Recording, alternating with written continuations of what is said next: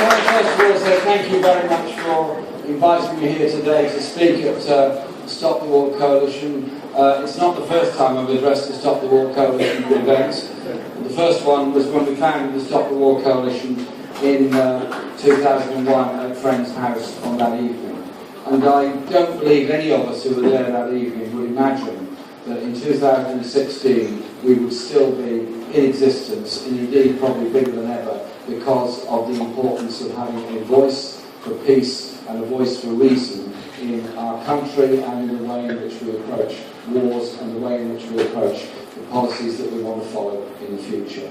And so I want to say thank you to all those that have been so active for so long in standing up for a world of peace rather than the idea that you solve every problem around the world by sending troops and bombers in to bring about a peace.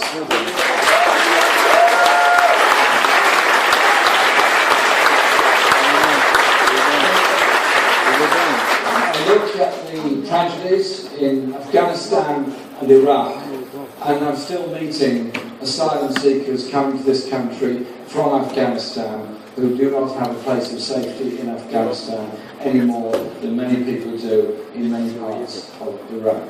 And so those people tell a very human story, that after all these years and all this money that's been spent on all these wars, there are still people who are unable to remain living in their own homes and own communities and end up having to flee somewhere else. So there has to be an understanding of the issues, an understanding of the way in which those decisions were taken in order to go to war. And like Diane, we were both in Parliament at the time, having those discussions and having those debates and feeling a sense of very deep frustration. We had inquiries after the Iraq War, but preceding that, surely every politician should have noticed what popular opinion was actually like. The huge march that we had in London was paralleled by events in 600 cities around the world. I went to events in the United States during that period, in Washington and in San Francisco and later on in Chicago and other cities. It wasn't as if there wasn't also a huge movement to try and stop war and movement for peace all across the USA. Somewhere along the line, the political establishments all across the Western world, or most of the Western world, got it wrong and sent the troops in. And we are paying the price for that, and a lot of people, more importantly, have paid the price for that with the loss of life, be they civilians or soldiers on any side of the conflict. And so I'm coming to that. And so when the Chilcot report was finally authorised by Gordon Brown, I was pleased he'd done that because the previous reports into it had been clearly inadequate. There had to be a full inquiry. Many of us were very sceptical that Chilcot went on for so long, cost so much money, and produced such a very long report. I received a copy of it a couple of 3 hours before it was finally released to the public, and I sat in a sealed room to read it with a few colleagues, and we went through. I managed about 500 or 600 of the 800 introductory paragraphs, and I have a whole bookshelf in my office with the rest of the report on it. I can't pretend I've read every bit of it, I absolutely haven't. But there are some incredibly important lessons that have to be learned from Chilcot, and that is why I felt that it was good to have it. And I also felt the Select Committee report on Libya, which I'll come back to in a moment, is equally important.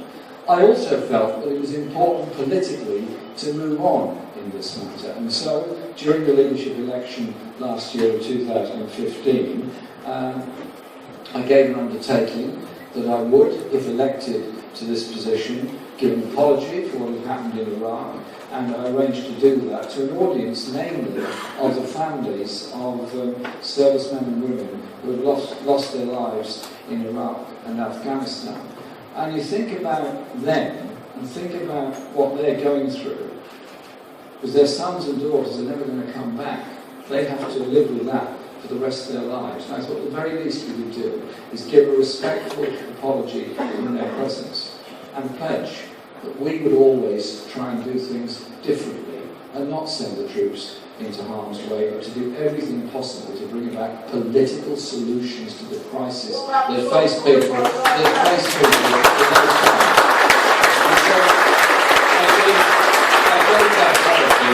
And I'm pleased that I did so. The Select Committee report on Libya indicates many of much the same mistakes were made. It's as if the lessons of Iraq had not been learned before the troops were sent into Libya. And as Diane very well pointed out, there is an issue here of the refugee crisis that comes as a result of these wars. The refugee crisis that is a global crisis. There are more displaced people on this planet now than there have ever been at any time in recorded history. The majority, the vast majority of refugees in any part of the world end up being looked after in a barely sustainable way in often the very poorest countries in the world. The numbers that actually make it to Western Europe or the United States, North America, or other parts of North America or Australia is actually very, very small. I don't like to use the word burden, but the support that's given to refugees often comes from the poorest countries and the poorest people doing what they can to support them. And I think we should just reflect on that for a moment. It's often very poor people in Greece that are helping to feed refugees that arrive on boats landing on an island that is already very crowded and virtually bereft of its public services. And so there is a hand of humanity that's reached out at a local level. Sadly, that hand of humanity is not reached out in the way it should be across the whole of Europe or indeed across the whole of North America. I simply say this: you won't solve the refugee crisis with gunboats, barbed wire, tear gas and opposition to them. You will only solve it by a hand of humanity and friendship and dealing with the causes of the refugee crisis in the first place.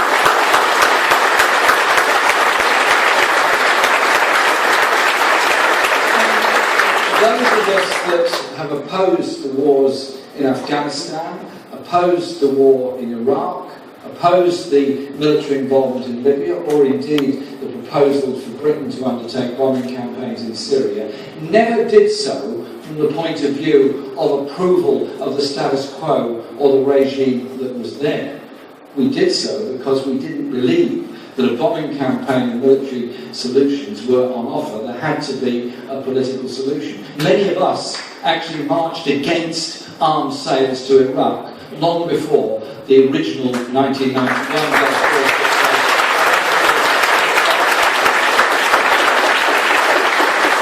And the crisis in Syria is, of course, the main source of the refugee crisis at the present time. I say this: the pain and suffering and deaths and loss and destruction in Syria has to stop. There has to be a ceasefire. There has to be an end by bombing by anybody on any target anywhere in Syria now.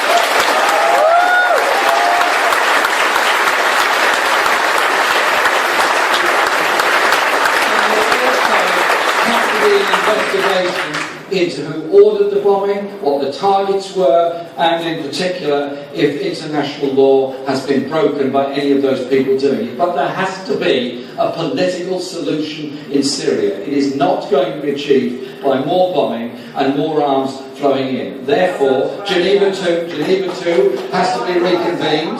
There has to be... I understand what you're saying, but I try to put it this way. Geneva has to be reconvened. There has to be a peace process to bring about a political solution in Syria as quickly as possible. So that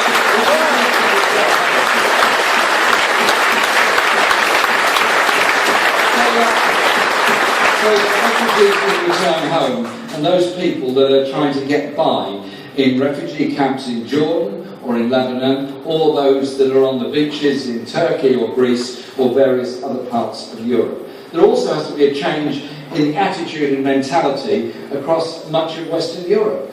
Some countries, Germany in particular, have been good in their try to reach out to accept large numbers of refugees. This country has put a limit on it and disgracefully still not even fulfilled a very minimal offer of 3,000 unaccompanied child refugees. There is a refugee crisis across Europe. It's not going to be solved by hatred of refugees, by claiming they are the problem. They are the victims of the problem, not the cause of the problem.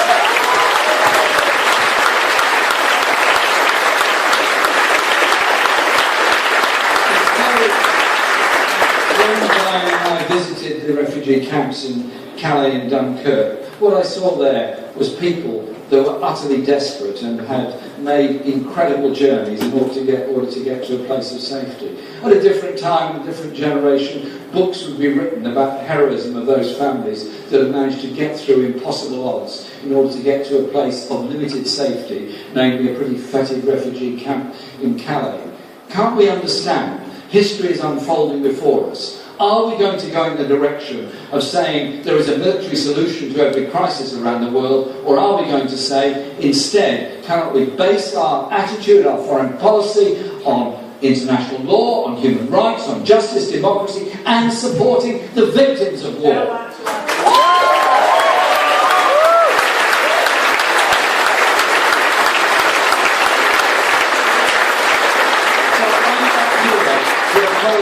Any group in Syria. I want a political solution as quickly as possible, and that is what we're trying to say here today. What I would also say is that one of the lessons of the crisis is also to look at the war that is going on currently in Yemen and the bombing that's taking place in Yemen. Then ask yourself some rather difficult questions.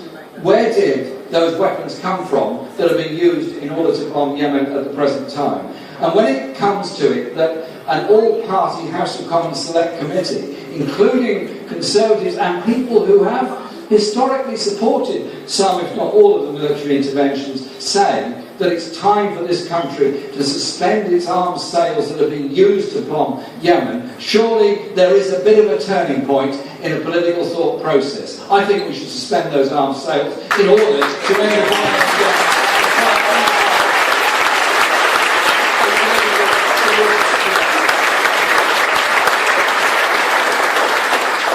Wars create victims. Victims that die, buildings that are destroyed, lives that are ruined.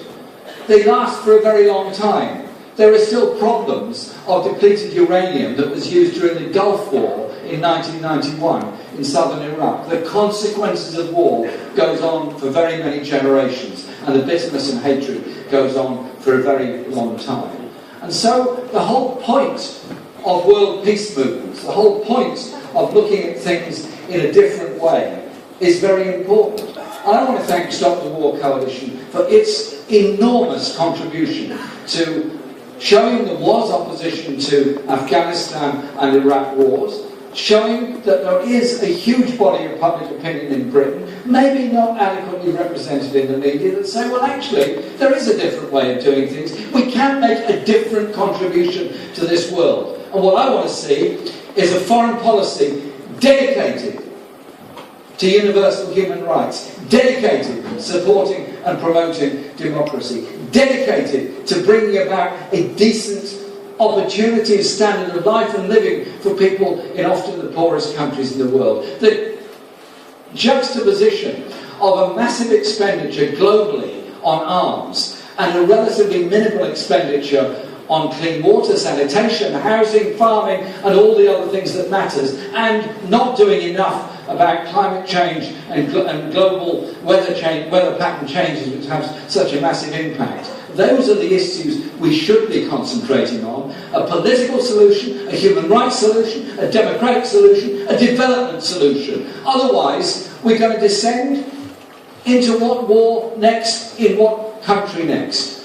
Our purpose surely is that we're actually united on all of those issues. United about the kind of world we want to live in, and united in understanding there are people all over the world that actually have very similar ideas and wishes. But 2 weeks ago, or less than that, the Conservative Party conference decided the big problem facing Britain was actually registering everybody of foreign birth and where they were. We cannot descend into a society based on suspicion and xenophobia and all the racism that comes from it. Societies that come together, multicultural societies that come together, wanting peace, wanting justice, wanting social justice and opportunities for all, are societies that do well. Societies that go in the other direction, of dividing people by xenophobia, by racism, don't achieve very much. Because when you've ended up with all the blame culture and all the blaming of every foreigner that happens to be here, you haven't actually solved any of those problems, either here or anywhere else in the world. The only solution is people coming together. The only solution is a path to peace. The only solution to a path to peace is dedicating yourself to the path to peace from the very beginning and condemning those that try and take things in a different direction. I was elected leader of the Labour Party because there was a massive upsurge of opinion within the Labour Party and the Labour movement that politics could and should be done differently. That people's voices should be heard. We should have real democracy, both within our movement but also within our parliament, so there is a War Powers Act, there is a proper consideration of every deployment before it actually takes place. It is fundamentally a democratic argument. Stop the War Movement, Campaign for Nuclear Disarmament, all the many different peace organisations that have come together, most of whom are represented in this room here today, certainly understand that. Theirs surely is the voice of hope. Theirs surely is the voice of peace. Theirs surely is the voice that can bring about the solution to the terrible problems that this world faces, and the victims who face it, either by death through bombing by somebody, or by destitution and poverty, and sometimes death from starvation in refugee camps around the world. It's our responsibility, in a world of plenty, to make sure there is peace, and make sure that plenty is shared, not taken for a minority who benefit so much from it at the expense of the rest of us. Thank you for all you do for peace. Thank you for all